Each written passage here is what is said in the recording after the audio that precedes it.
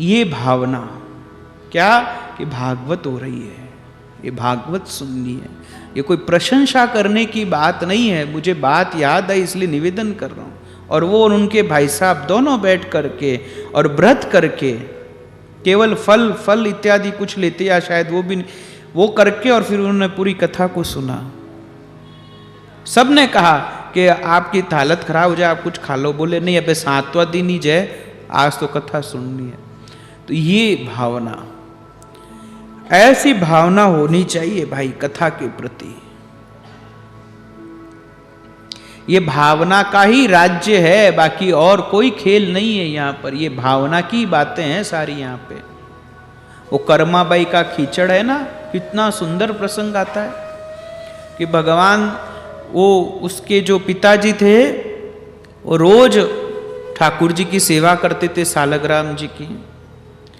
तो एक दिन कहीं जा रहे थे तो बेटी को बोले, देख तू है नी, मैं गांव शहर जाऊं, तू ठाकुर जी की रोज सेवा कर जे, 2-4 दिन नहीं आऊं तो थने सेवा करनी, किकर करनी, पहली स्नान कर जे, नावी धोई कर जे, और पछे बढ़िया भगवान रे सेवा कर, भोग बना और भोग लगाई जे। अब वो छोटी सी छोरी थी, और उसको तो चौके में काम करती थी, तो केवल भोग लगाना याद रह गया, नाना धोना सब भूल गई। सुबह सुबह उठी न पिताजी कहो ठाकुर जी रे भोग लगाई जे, गई अब बनावे क्या। तो भाई गांव में खींचड़े का महत्व होता है कि भाई उसका एक विशेष महत्व है खींचड़े का। तो क्या आज आपया ने खींचड़ो जिमावा, तो सुबह सुबह तैयारी करके और भगवान के सामने ला करके रख दिया, और कहवे खावे खावे खावे, दोपहर हो गई, भगवान भोग नहीं लगा, शाम हो गई, और वो वेट करती रही कि हमें खावे हमें खावे। ये देखो भाव की बात है सारी। ये कथाएं अपने को समझाने के लिए है, केवल सुनने के लिए नहीं है।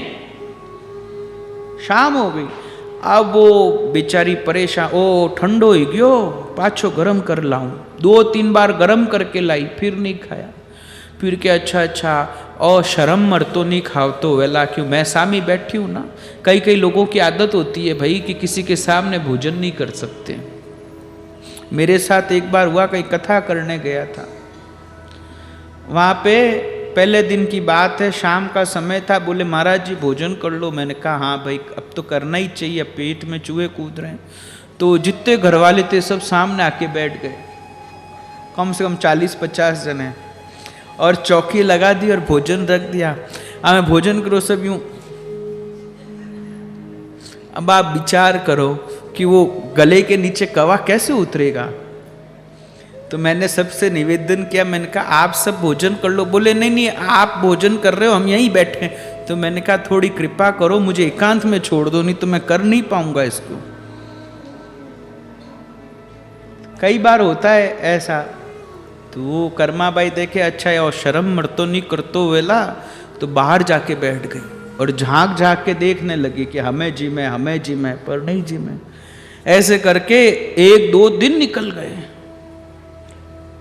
और बड़ी परेशान हो गई। और जाट की बेटी, हमारे राजस्थान में कहावत है, जिन्हें मिलिया जाट उनाट खुलिया ठाट, ऐसी कहावत है। तो जाट की बेटी, अब वो कहे कि फिर याद आया, ओहो पिताजी कहो तो कि इन्हें पर्दो कर जे, जनो जी में। अब पर्दा लाए कहाँ से, उसको पता नहीं पर्दा कैसे। तो कहते एक पुराना धाबड़िया पड़ा था गंदा सा, उसको ले जा करके और टांग दिया, और भगवान प्रत्यक्ष रूप में प्रकट हो गए। प्रत्यक्ष रूप में प्रकट हो गए। धाबड़ियारी ओट बैठने शाम खींचड़ो खायो जी। यह भावना, ये भावना का ही सारा खेल। और आज भी जगन्नाथपुरी में सबसे पहला भोग खींचड़े का लगता है। तो भगवान तो भावना के भूखे हैं, बाकी और कोई चीज के भूखे नहीं, कोई 56 भोग के भूखे नहीं है भाई। आप मुझे एक जगह बता दो जहां भगवान ने 56 भोग खाया हो, एक गिरिराज जी को छोड़ करके। बाकी कहीं तो केले के छिलके खाए हैं, कहीं झूठे बेर खाए हैं, कहीं खींचड़ा खाया है, कहीं क्या खाया है। ये तो अपना एक है कि भाई चलो, ये बाकी भगवान को कोई जरूरत नहीं है।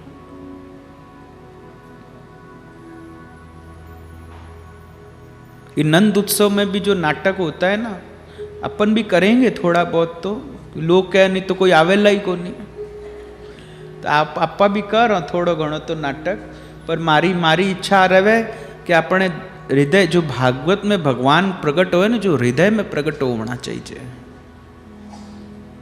हृदय में नहीं हुए बारह रो आनंद ले लो तो का ही मतलब उन्हों।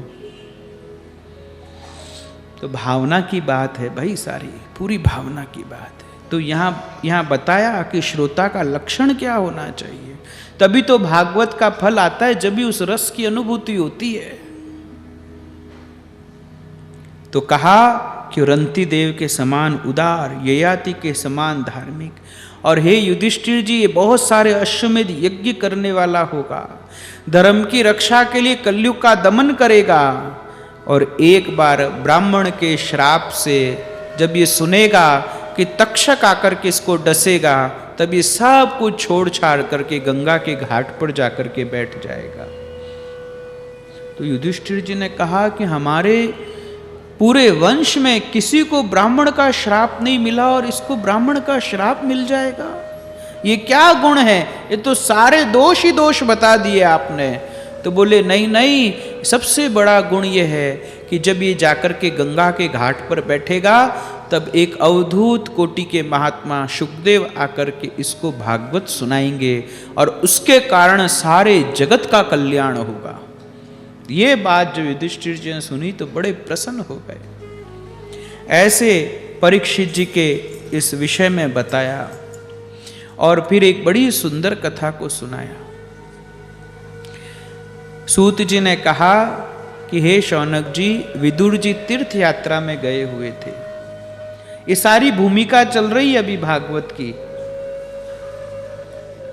परीक्षित जी के गंगा तट तक जाने की सारी भूमिका चल रही है।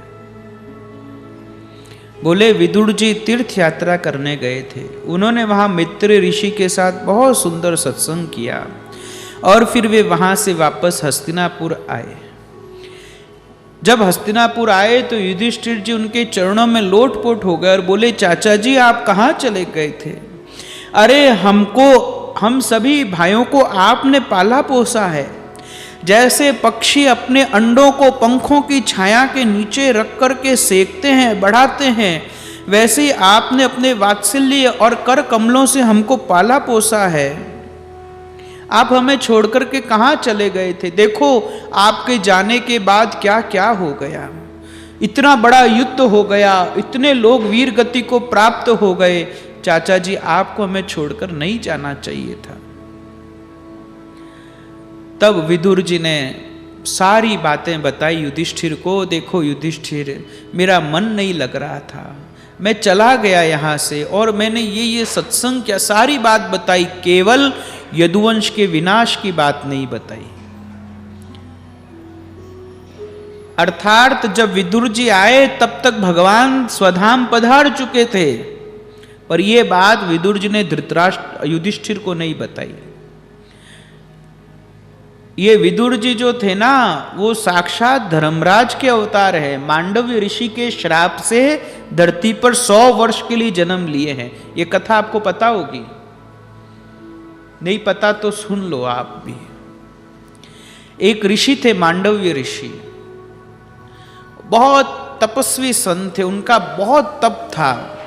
एक बार वे जहाँ कुटिया बना करके रहते थे, वहाँ कुछ चोर चोरी करके राजा के यहाँ से कुछ सामान लाए और मांडव्य ऋषि की कुटिया में छुपा दिया। उन्होंने देखा कि ऋषि के ऊपर कौन शक करेगा, और इतने बड़े महात्मा।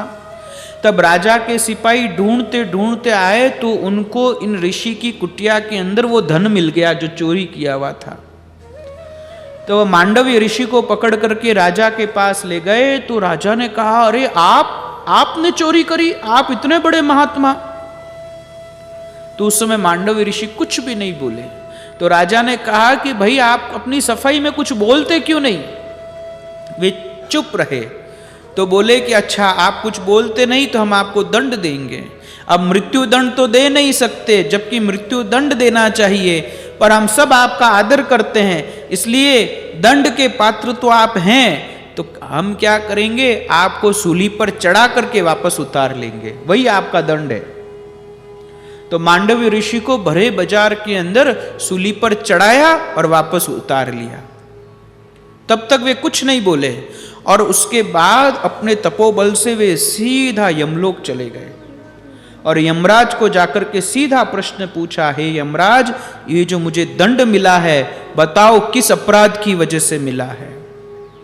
मुझे जब तक ध्यान में है मैंने अपने जीवन के अंदर कभी कोई पाप नहीं किया कि मुझे इतना बड़ा दंड मिलना चाहिए, बताओ ये दंड किस लिए मिला।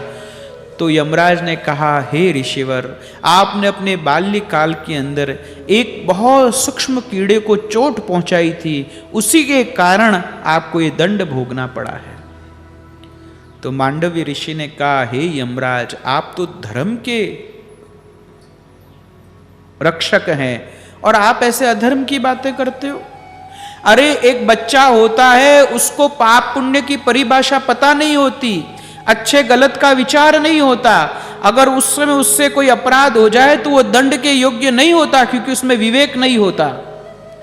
और आपने उसका मुझे दंड दिया, आपने बहुत बड़ी त्रुटि की है, इसलिए इस त्रुटि का आपको फल भोगना पड़ेगा। जाओ, मैं तुम्हें श्राप देता हूं, 100 वर्षों तक भूलोक पर जाकर के रहो। वही यमराज विदुर जी बनकर के हस्तिनापुर में रह रहे थे। तब कहा कि आप तो मांडव्य ऋषि के श्राप से 100 वर्षों के लिए शूद्र बने हो। ऐसे युधिष्ठिर ने विदुर जी को कहा और फिर विदुर जी रात के समय में जब सब सो गए, उसी समय धृतराष्ट्र के पास गए और धृतराष्ट्र को जाके कहने लगे कि महाराज, आप अभी तक यहां आराम से बैठे हो, आपको किसी बात की कोई चिंता नहीं है। अरे आपको पता है आपके सिर पर काल मंडरा रहा है, आपकी इतनी उम्र हो गई और आप अभी भी एकदम निश्चिंत होकर के इस राज्य में बैठे हो। अरे आपके चाचा, ताऊ, भाई, सगे संबंधी, पुत्र सब मर गए, आपकी उम्र ढल गई, आपका शरीर बुढ़ापे का शिकार हो गया और आप पराए घर में पड़े हो, ये आपका राज्य नहीं है। ओहो, देखो भाई, आपको जीने की कितनी इच्छा है, तभी तो भीम का दिया हुआ टुकड़ा खा करके आप कुत्ता सा जीवन बिता रहे हो यहां पर। आपको शर्म नहीं आती? जिसे आपने आग में जलाने की चेष्टा करी, विष देकर के मारने की चेष्टा करी, भरी सभा में जिनकी विवाहिता पत्नी को अपमानित किया, जिन पांडवों के भूमि धन सब आपने छीन लिए, उन्हीं के दिए हुए टुकड़े को खाकर आप जिंदा हो और बड़े मान के साथ रह रहे हो। आपको शर्म आनी चाहिए। अरे आपके अज्ञान की हद हो गई। आप सोचते हो शरीर मरेगा नहीं? अरे आपके चाहने से क्या होगा? जैसे पुराने वस्त्र हो जाते हैं और उनको त्यागना पड़ता है, वैसे ही बुढ़ापे से गला हुआ शरीर आपके न चाहने पर भी छूट जाएगा। बुढ़ापे में तो शरीर गलता ही है भाई, आपके नहीं चाहते हुए भी छूट जाएगा। अब आपका इस शरीर से कोई स्वार्थ सधने वाला नहीं है, इसलिए ममता का बंधन काटिए। संसार के संबंधियों से अलग रह करके और बड़े आनंद से भगवत भजन करते हुए शरीर का त्याग करिए। देखो भैया, चाहे अपनी समझ से या दूसरे के समझाने से या इस संसार के दुखों को अनुभव करने से यदि व्यक्ति विरक्त हो जाता है तो उसी में उस व्यक्ति का कल्याण होता है। अगर कोई समझाए कि भैया ये संसार दुख रूप है तो समझ जाओ, और नहीं समझ में आवे तो अपने अनुभव से समझो। ये तो सबके अनुभव में आता है कि संसार कभी किसी को मिला नहीं, मिल सकता नहीं, मिलेगा नहीं। क्या कभी संसार मिला है आपको? कोई एक आदमी यहां से खड़ा होकर कह दो कि मुझे संसार मिला है जैसा मैं चाहता था। संसार कभी किसी को नहीं मिलता। संसार के अंदर केवल वियोग है, संयोग है ही नहीं। बच्चा जन्मा, बालपन आया, बालपना बीत गया, कहां टिका? जवानी चली गई, कहां टिकी? बुढ़ापा जा रहा है, कहां टिका? जो सगे संबंधी हमारी इस जीवन यात्रा में हमारे साथ आए थे, वो भी बीच बीच में छोड़ गए हमको, कहां टिके? और जो हैं उनका क्या भरोसा?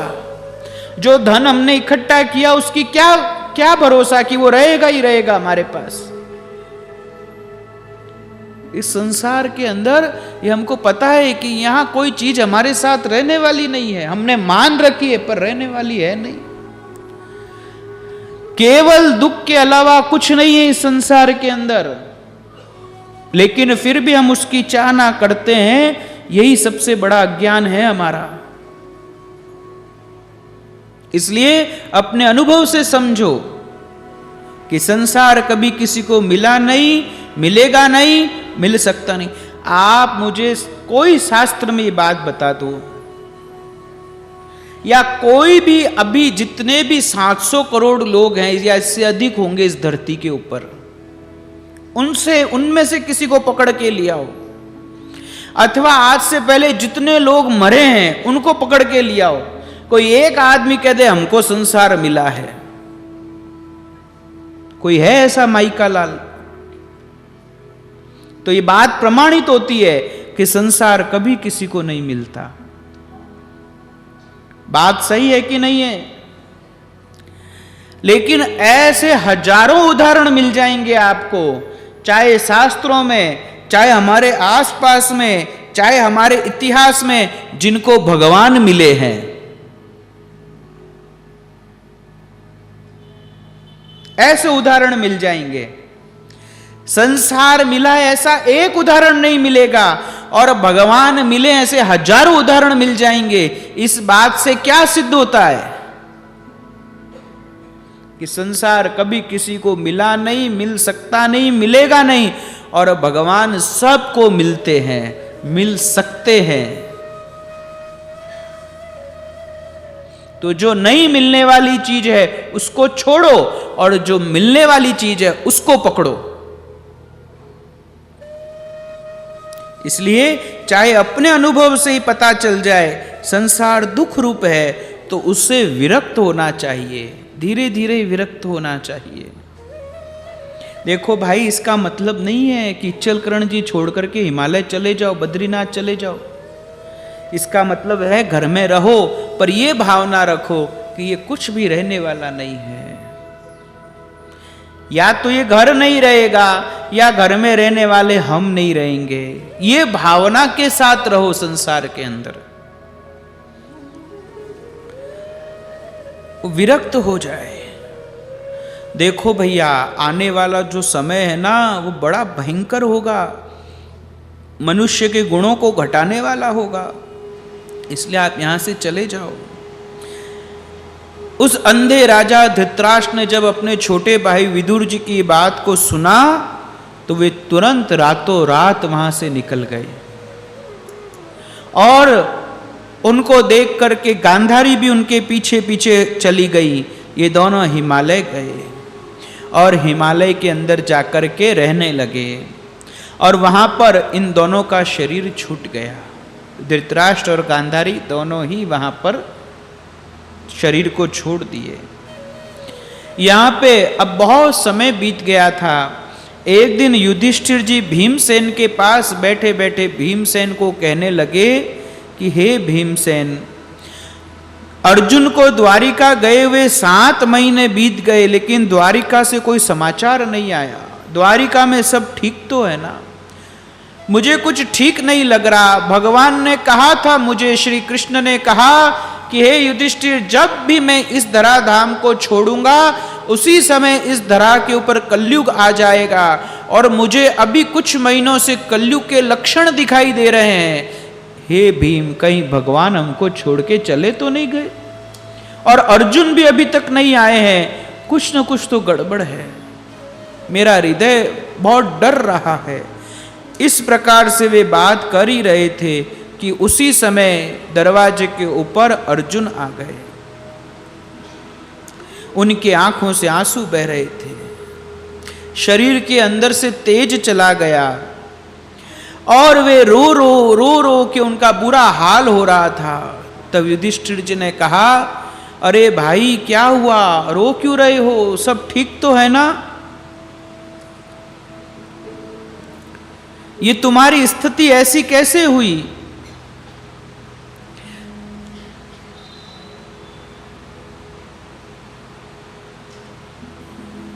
अब देखो यहां पे एक बहुत अच्छी बात पूछ रहे हैं युधिष्ठिर जी। सुनना कि जो बड़े अच्छे लोग होते हैं उनको दुख किस बात का होता है। तो युधिष्ठिर जी पूछ रहे हैं, अरे भाई बताओ बताओ, क्या तुमने किसी का दिल तो नहीं दुखाया जिसकी वजह से तुम इतना रो रहे हो? अरे क्या तुम्हारे सामने कोई याचक आया हो और तुमने प्रतिज्ञा करके उसको कुछ न दिया हो, इसलिए तुम्हारा तेज चला गया और तुम रो रहे हो? देखो ये धर्म की भाषा है, कितनी सुंदर है। यहां कोई तुम्हारे शरणागत हुआ हो, कोई ब्राह्मण, बालक, गौ, बूढ़ा आदमी, रोगी, अबला, या कोई भी तुम्हारी शरण में आया हो और उसका तुमने त्याग कर दिया हो, इसलिए तुम्हारा तेज चला गया। अरे कहीं मार्ग में तुम्हारे बराबरी वालों ने तुम्हें हरा तो नहीं गया? और या तुम्हारे सामने छोटे छोटे बालक हुए और बूढ़े खड़े हों और तुमने अकेले भोजन कर लिया उनको बिना दिए, क्या इसलिए तुम्हारा तेज चला गया? ये बात यहां किस लिए बताई है कि देखो कितनी सुंदर बात कही है। ये अपने जो चीजें है ना, अपन देखते क्या है, लेकिन ये युधिष्ठिर कह रहे हैं भाई ये तुम्हारे तेज का हरण करने वाले हैं। सब ठीक तो है ना अर्जुन? और बताओ क्या तुम्हारे और हमारे प्रियतम, हमारे हृदय भगवान श्री कृष्ण हमें छोड़कर तो नहीं चले गए? जब इस प्रकार से पूछा तो अर्जुन जोर जोर से रोने लगे, भगवान श्री कृष्ण के ध्यान में डूब गए। उनसे कुछ भी बोला नहीं गया। उन्हें बार बार भगवान के रथ हाँकने की, टहलने की और भगवान के साथ जो उनकी मित्रता थी, उनके साथ जो प्रेम था, वो बार बार याद आ रहा था। और वे अर्जुन बोले कि हे भैया क्या बताऊं, मेरे जो मामा के बेटे, मेरे भाई और मेरे सबसे अधिक घनिष्ठ जो मित्र हैं, उस श्री कृष्ण ने मुझे ठग लिया। ठग लिया कैसे? अरे कैसे मेरे बड़े बड़े देवता लोग मेरे पराक्रम के आश्चर्य में डूब जाते थे। मैं वही अर्जुन, वही मेरा गांडीव, वही मेरा पराक्रम, लेकिन अभी द्वारिका से आते आते एक दुष्ट गोपों ने मुझे अबला की तरह पीटा, मारा और मैं वहां से जान बचा करके भागा हूं। तब मुझे पता लगा कि वो बल मेरा नहीं, श्री कृष्ण का था। ए भाई मुझे श्री कृष्ण ने ठग लिया। जैसे शरीर प्राण से रहित होकर के मृतक कहलाता है, वैसे ही मेरा शरीर शक्तिहीन हो गया है। अरे मैंने द्रौपदी के स्वयंवर में राजा द्रुपद के यहां पर धनुष पर बाण चढ़ा करके मत्स्य वेद किया था और द्रौपदी को प्राप्त किया था।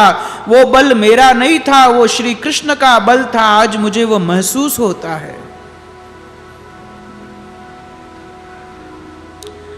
भाई कौरवों की सेना में जहां भीष्म, कर्ण, द्रोण, शल्य बड़े बड़े राजा थे और इतने बड़े बड़े महारथी थे जिनके बल की कोई सीमा नहीं थी,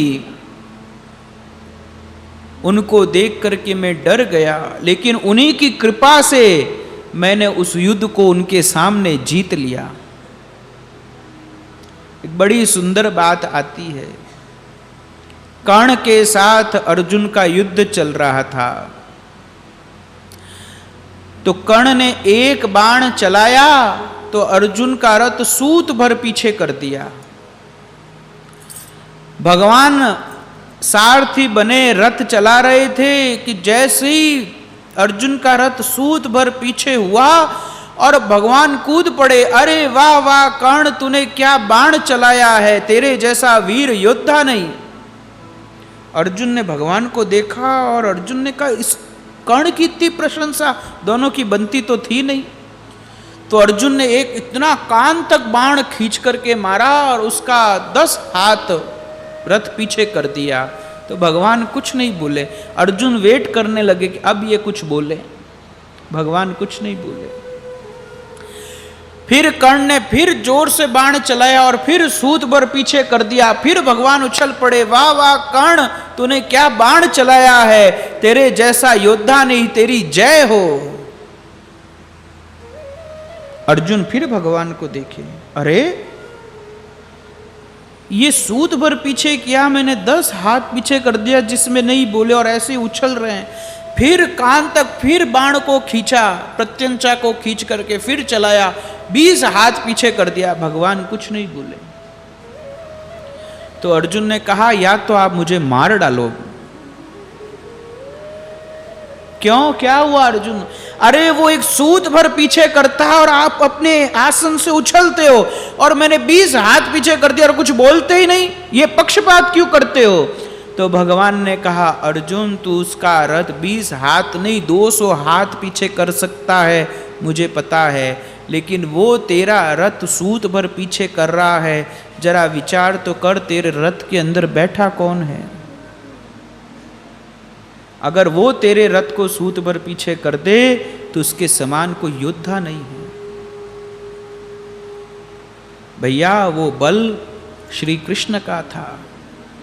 मैंने देखा है जिस समय मेरे घोड़े युद्ध में थक जाते थे और श्री कृष्ण मुझे कहते थे अर्जुन अब ये रथ दौड़ नहीं पाएंगे, इनको विश्राम कराना पड़ेगा, तब मैं रथ से नीचे उतर जाता था और वे घोड़ों को खोल देते थे विश्राम के लिए भरे युद्ध के अंदर। उस समय कोई आकर के मुझे छल से बाण से मार न दे, इसलिए वे श्री कृष्ण सबकी बुद्धि को मोहित करके रख देते थे।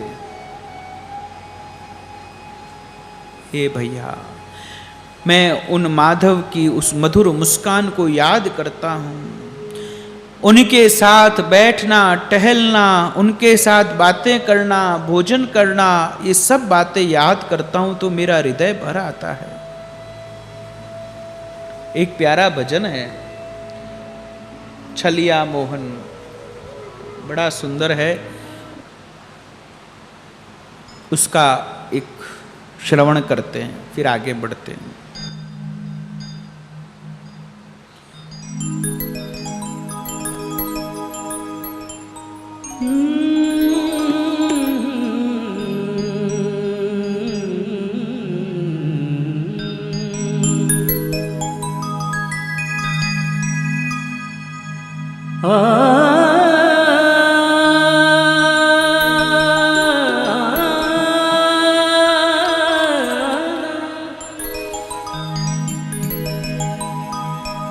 हे मुरलीधर छलिया मोहन, हम भी तुमको दिल दे बैठे, मुरलीधर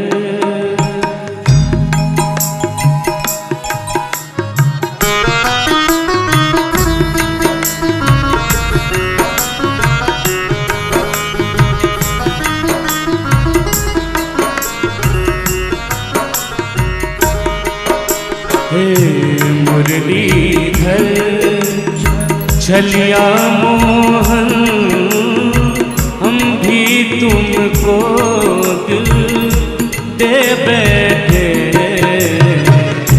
मुरलीधर छलिया मोहन, भी तुमको दिल दे बैठे। गम पहले से ही कम तो न थे, गम पहले से ही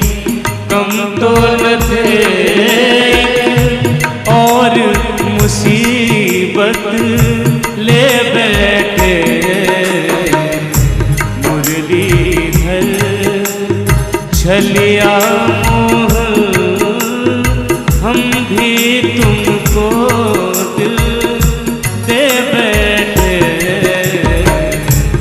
भाव इसका कितना सुंदर है। हे मुरलीधर छलिया मोहन हम तुमको दिल दे बैठे। एक भक्त कह रहे हैं, शब्द कितना प्यारा है, छलिया, छलिया मोहन, बड़ा प्यारा शब्द है ये छलिया। गोपियां बड़े प्यार से उनको छलिया कहती है।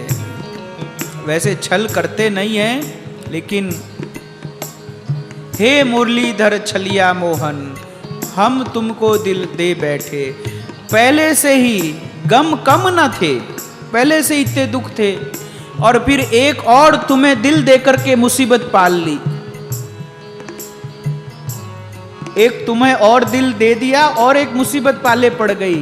अब तुम्हारे लिए रोना पड़ता है ना बार बार। पहले गम के लिए रोते थे, अब तुम्हारे लिए भी रो रहे हैं। गम पहले से ही गम तो न थे, गम पहले से ही गम तो न थे, एक और मुसीबत ले बैठे।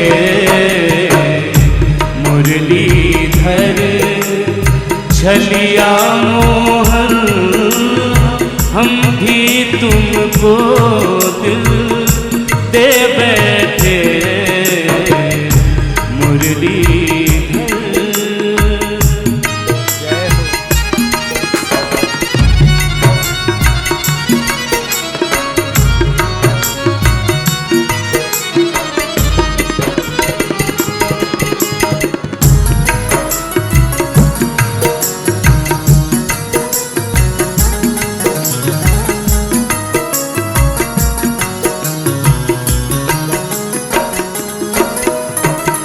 दिल कहता है तुम सुंदर हो, दिल कहता है तुम सुंदर हो, आंखें कहती है दिखलाओ, आंखें कहती है दिखलाओ।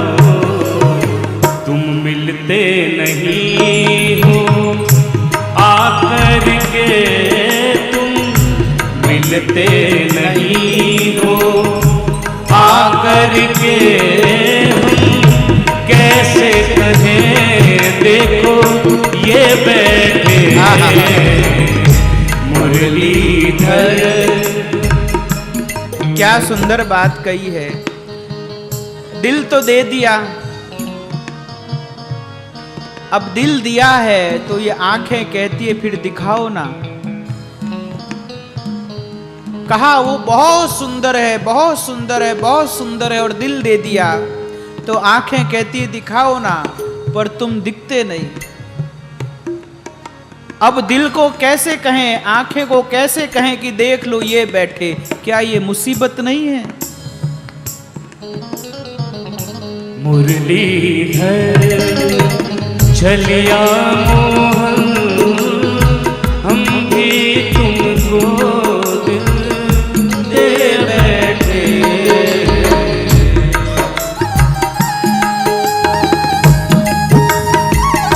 हरि बोल।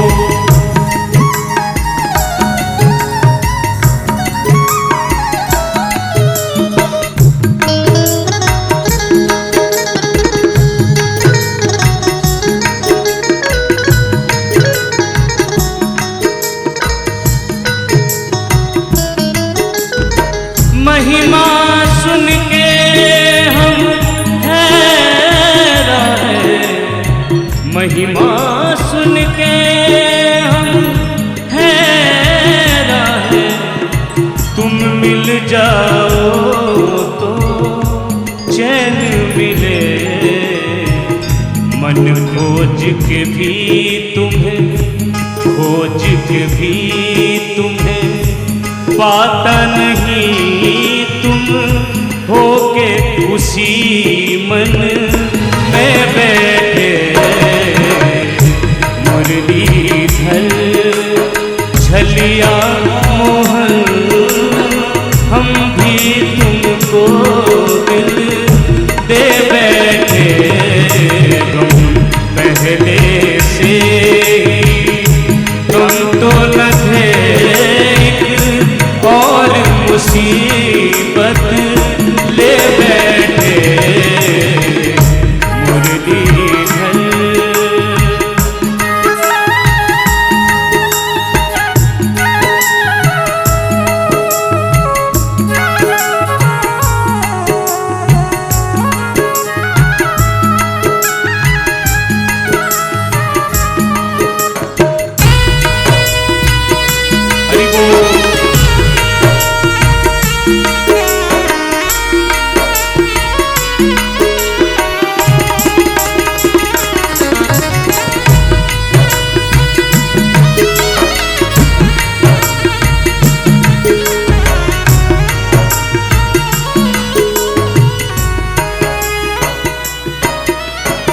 राजेश्वर राजा राम तुम्हीं राजेश्वर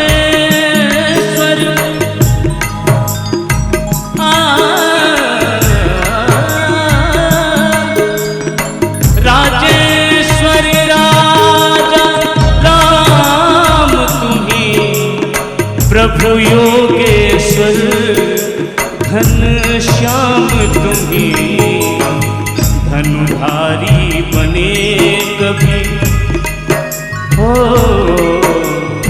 धनुधारी बने कभी मुरली बजा यमुना तट निज मन में बैठे मुरलीधर छलिया मोहन हम भी तुमको दिल दे बैठे मुरलीधर छलिया मोहन हम भी तुमको दिल दे बैठे पहले से ही तुम तो न थे तुम पहले से ही तुम तो न थे एक और मुसीबत ले बैठे मुरलीधर छलिया मोहन हम भी तुमको दिल दे बैठे हम भी तुमको दिल दे बैठे हम भी तुमको दिल दे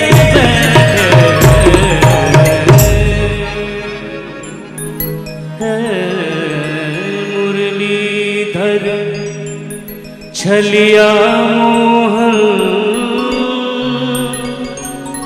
हम भी तुमको दिल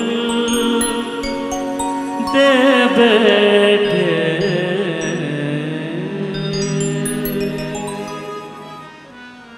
बोलिए आनंद कंद भगवान की जय। अर्जुन भगवान की बातों को याद कर रहे हैं। मुझे छला है उसने, मेरा सारा बल चला गया। मैं बार बार उनको याद करता हूं, अब कहां जाऊं, कहां मिलूं उनसे। और बहुत बातें याद करते हैं। युधिष्ठिर को कहते हैं, भैया आपको याद है महाभारत का युद्ध होने वाला था और दुर्योधन ने भीष्म पितामह को कहा कि पितामह आप युद्ध तो हमारी तरफ से लड़ते हो, लेकिन जय श्री के सारे आशीर्वाद आप पांडवों को देते हो। पांडव आते हैं, विजयी भव, आयुष्मान भव, तुम्हारी जय हो, वो हो, और हम जाते हैं तो कोई आशीर्वाद नहीं देते। ऐसे बहुत जाकर के लड़ा अर्जुन दुर्योधन भीष्म पितामह से। तो भीष्म पितामह ने कहा, दुर्योधन इसमें द्वेष बुद्धि मत करो, मैं तो सबको देता हूं। तुम्हें ऐसा लगता है तो कल सुबह तुम अपनी पत्नी को भेज देना और मैं उसको सारे आशीर्वाद दे दूंगा। दुर्योधन ने अपनी पत्नी को कहा कि देखो सुबह सुबह पितामह के शिविर में चले जाना, जल्दी से, लेट मत करना, बहुत जरूरी काम है कल, ब्रह्म मुहूर्त में जाना। इधर भगवान को पता चल गया और भगवान ब्रह्म मुहूर्त हो उससे पहले ही द्रौपदी के शिविर में चले गए। द्रौपदी, हाँ भैया चलो चलो, पूछा भी नहीं कहाँ जाना है, चलो। और आए भीष्म पितामह के शिविर के पास और बोले, देख मैं यहीं बैठा हूं बाहर, तू अंदर जाना, पितामह ध्यान में होंगे, कुछ भी मत बोलना, बोलेगी तो पोल खुल जाएगी आवाज से। इसलिए पितामह पूछेंगे, बेटा तुम आ गई, तो केवल हुंकार भर देना, बोलना नहीं। और जब सब कुछ बात हो जाए और आने की बात हो, जब आज्ञा लेना आने की, मैं यहीं बाहर बैठा हूं। पितामह ध्यान में थे, द्रौपदी गई शिविर में, उसके पदचाप को सुना तो भीष्म पितामह ने कहा, बेटा तुम आ गई। उन्होंने देखा दुर्योधन की पत्नी है, बोले और कहा, विजयी भव, आयुष्मान भव, वो भव, सौभाग्यवती भव, सब आशीर्वाद दे दिए। और फिर कहा, बेटा मैंने जितने आशीर्वाद देने थे वो सब तुमको दे दिए। तो द्रौपदी ने कहा, पितामह अब मैं जाऊं? और जो ही द्रौपदी की आवाज सुनी और आंखें खुल गई, अरे ये तो द्रौपदी की आवाज है। और देखा तो सामने द्रौपदी खड़ी थी।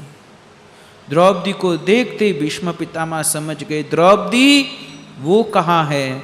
बोले वो बाहर बैठे हुए हैं। बोले ऐसे हे ठाकुर आपने रक्षा करी है सब जगह। बार बार अर्जुन याद करने लगे भगवान की लीलाओं को।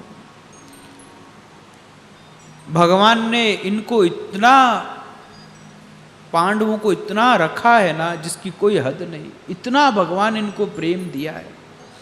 महाभारत का युद्ध होने वाला था भाई बहनों, उस समय युधिष्ठिर को लगा कि कल युद्ध होने वाला है, अर्जुन को जाकर के मिलना चाहिए, पूछना चाहिए कि उसने क्या योजना बनाई है कल के लिए। तो अर्जुन के शिविर में गए तो अर्जुन तो अपने पलंग के ऊपर पांव लंबे करके, हाथ पसार करके खर्राटे भर के सो रहा था। तो युधिष्ठिर ने अर्जुन को उठाया और बोले, अर्जुन कल युद्ध होने वाला और तू सो रहा है, इतनी गहरी नींद में तुझे नींद कैसे आ रही है? तो अर्जुन ने पलंग की दूसरी ओर इशारा किया जहां भगवान ऐसे पलंग पर हाथ रख करके बैठे हुए थे। बोले भैया जागने वाला जाग रहा है, मुझे काहे की चिंता, वो बैठा है ना। भगवान ने ऐसे पांडवों को रखा है, इसलिए आज अर्जुन खूब रो रहे हैं। और कहा भैया, भगवान ने कहा कि हे अर्जुन 7 दिन बाद ये द्वारिका डूब जाएगी, इसलिए तुम मेरी सब रानियों को लेकर के और हस्तिनापुर चले जाना। मैं उन सब को लेकर के हस्तिनापुर आ रहा था कि रास्ते के अंदर दुष्ट गोपों ने मुझे अबला की भांति हरा दिया। वही मेरा गांडीव धनुष था, वही मेरे रथ थे, वही मेरे घोड़े थे, वही मैं रथी अर्जुन था जिसके सामने बड़े बड़े राजा लोग सिर झुकाया करते थे। और आज उन सब छोटे छोटे गोपों ने मुझे हरा दिया और मुझे वहां से जान बचा करके भागना पड़ा। और भगवान की जितनी भी रानियां थी उनको वहां सती होना पड़ा। ये देखो श्री कृष्ण के बिना एक क्षण के अंदर सब कुछ सार शून्य हो गया। और वे सारे यदुवंशी ब्राह्मणों के श्राप से मोहग्रस्त होकर के वारुणी मदिरा पी करके एक दूसरे से भिड़ गए और घुसों से मारपीट करके सब के सब नष्ट हो गए। कोई 3-4 यदुवंशी बचे हैं। ध्यान देना, श्राप मिला था यदुवंश का नाश हो जाए, पूरे वंश का, और फिर भी 3-4 वंशज बचे हैं। इसका अर्थ क्या है? ये भगवान के संकल्प से बचे हैं। कि भगवान का संकल्प कौन तोड़ सकता है? भैया ये सब भगवान की लीला है। संसार के प्राणी एक दूसरे का पालन पोषण भी करते हैं और एक दूसरे को मार भी डालते हैं, ये उन भगवान की लीला है। जिस प्रकार जल के अंदर बड़े जंतु छोटे जंतुओं को खा जाते हैं, बलवान दुर्बलों को और अतिशय बलवान वो छोटे छोटे दुर्बल लोगों को हरा देते हैं, वैसे ही ये सारे यदुवंशी एक दूसरे का संहार कर गए, एक दूसरे का नाश कर दिया। इस प्रकार से जब युधिष्ठिर ने सुना तो उनको बड़ा दुख हुआ। मां कुंती ने भगवान के स्वधाम गमन की बात को सुना तो उसी समय उनका शरीर छूट गया। दो पात्र ऐसे हैं जिन्होंने भगवान का वियोग एक क्षण नहीं सहा, एक तो दशरथ जी और एक मां कुंती। फिर सूत जी ने कहा कि हे शौनक जी, भगवान ने यादव शरीर धारण किया था पृथ्वी का भार उतारने के लिए। जैसे ही उन्होंने पृथ्वी का भार उतारा, उन्होंने उस यादव शरीर का भी त्याग कर दिया। जैसे कांटे से कांटा निकाल करके फिर दोनों कांटों को फेंक दिया जाता है, वैसे ही भगवान ने यदुवंश के द्वारा पहले पूरी पृथ्वी का भार उतार दिया और फिर यदुवंश का भी नाश कर दिया। जैसे भगवान नट के समान मत्स्य आदि रूप धारण करके और फिर उन स्वरूप का त्याग कर देते हैं, वैसे उन्होंने यादव शरीर से पृथ्वी का भार दूर किया और फिर उसका भी त्याग कर दिया।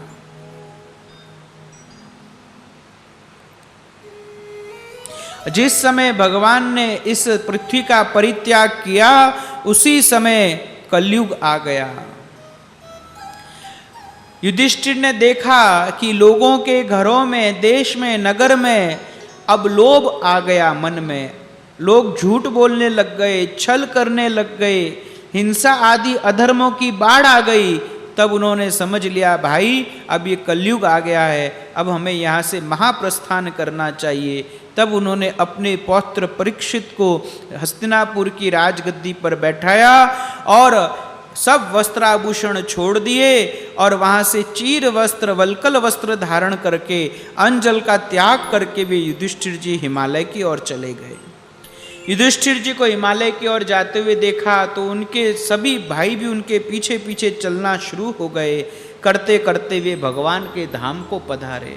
इस प्रकार से सूत जी कहते हैं, हे शौनकादिक ऋषियों, भगवान के प्यारे भक्त पांडवों के महाप्रयाण की इस परम पवित्र और मंगलमयी कथा को जो पुरुष श्रद्धा से सुनता है वह निश्चित ही भगवान की भक्ति और मोक्ष को प्राप्त करता है। बोलिए आनंद कंद भगवान की जय। इस बीच में आपको कुछ निवेदन करूंगा। देखो भाई, यह जो कथा का आयोजन हो रहा है ना, ये शिवराणा ग्रुप ने गौशाला के लिए रखा है और इस गौशाला के अंदर जो गायें हैं उन सब की हमको सेवा करनी चाहिए। ये एक बहुत पुनीत कार्य के लिए इन्होंने इसका संकल्प लिया है। मैंने ही कल उनको निवेदन किया कि भाई मुझे लिख कर के देना, मैं कथा के बीच में से अनाउंस करूँगा ताकि हम सबको प्रेरणा मिले।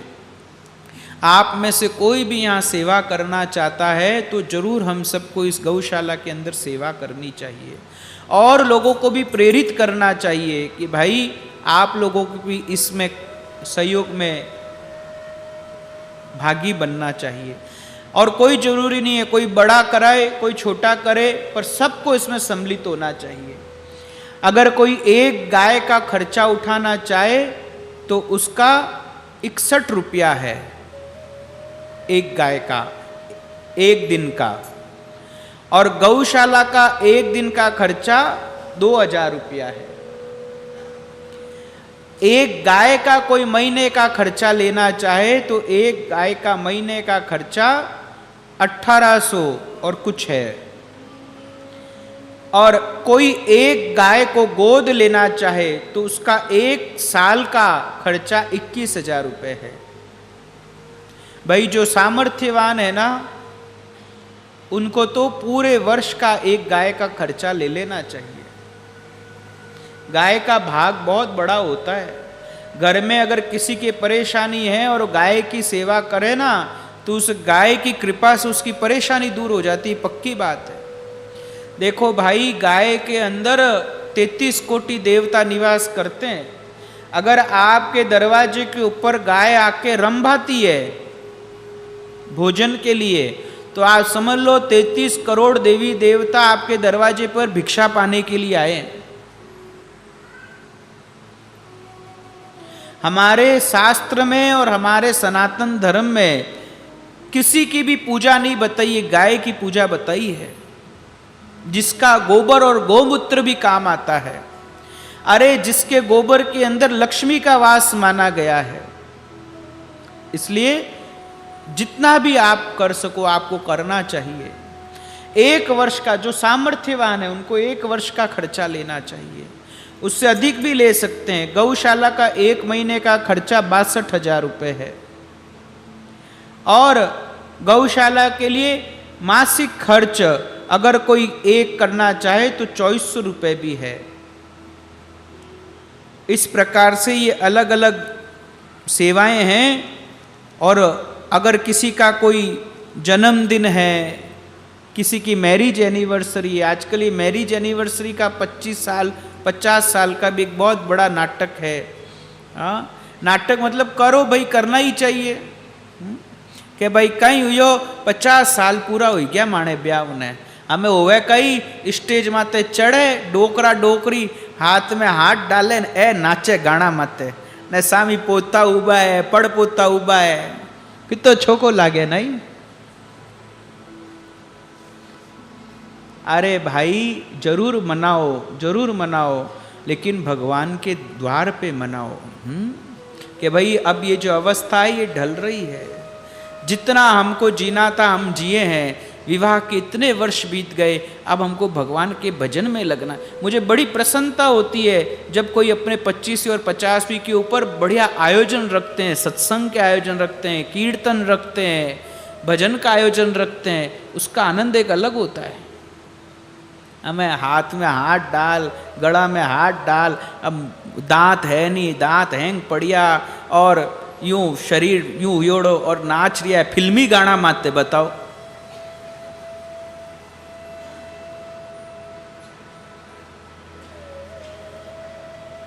ऐसे भाई गायों की सेवा करनी चाहिए। जिस दिन आपके शादी की सालगिरह हो, इसको एक नाम क्या, सालगिरह,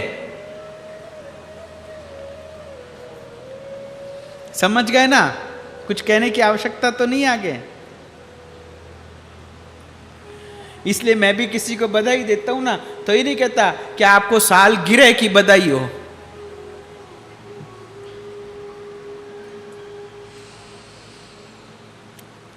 गौशाला में जाओ, गायों की सेवा करो, गायों की पूजा करो। देखो आप भागवत में सुनोगे, जब भगवान द्वारिका के राजा बने ना, तो वहाँ राजा बनने के बाद भी सुबह उठ करके भगवान गौशाला में गायों की सेवा करने जाते थे।